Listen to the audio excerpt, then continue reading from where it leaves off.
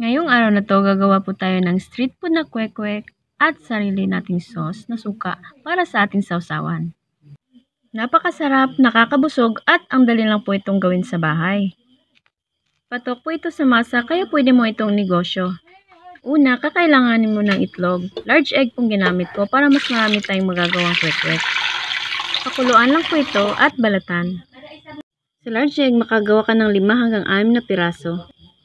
Para sa mixture naman, gumamit lang ako ng 3rd class flour kasi mas mura ito sa all-purpose flour. Nag-add ako ng cornstarch, baking powder, salt, at paminta durog. Maglagay ng tubig para panghalo nito.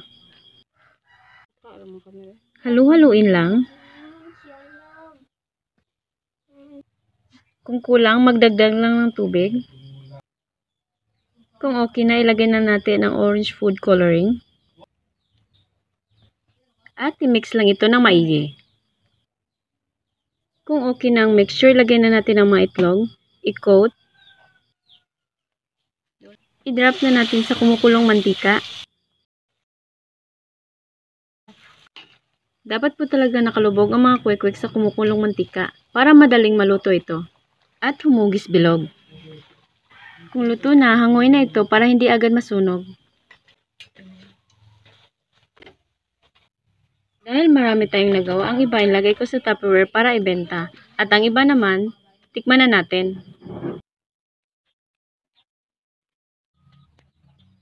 Gawa na tayo ng sausawan. Gumamit ako ng nipa suka, sibuyas, bawang, sili, asin, paminta.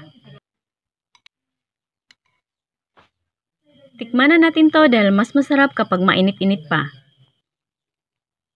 Ito yung gusto kong sausawan pero pwede ka na naman gumawa ng sarili mong version. Napakadali lang itong gawin sa bahay kaya pwede mo itong inegosyo. Sure akong malaki ang kita. Subukan mo.